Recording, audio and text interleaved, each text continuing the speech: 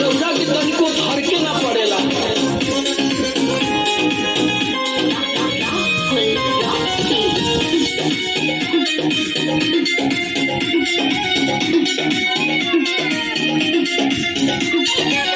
चैती बयरिया मचौले बतवाही, लस लस देह करे आवेला जम्हाई।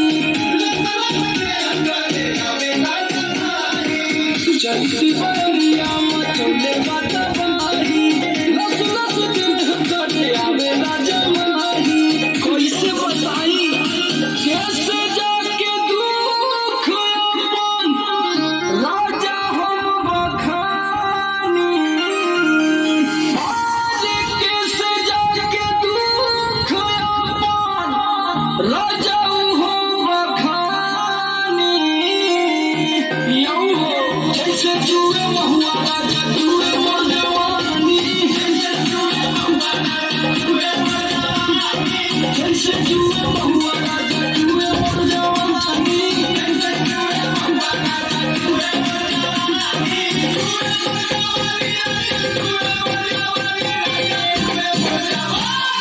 हाय रे गरमिया छोड़ाई देला पानी। जैसे जुए महुआ राजा जुए मोर जवानी। लागता कि सब लुटा जाइए राजा जी।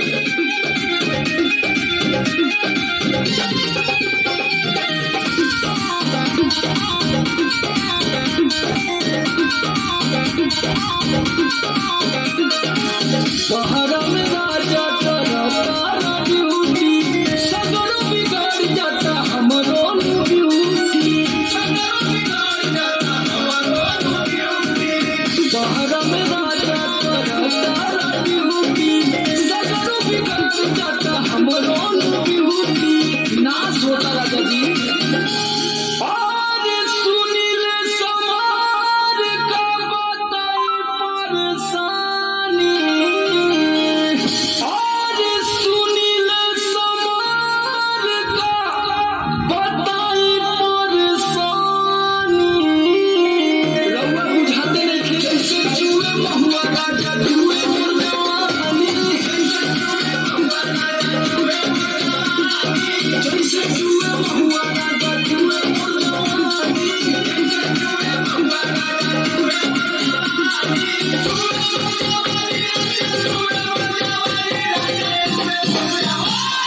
हाय रे गरमिया छोड़ाई दे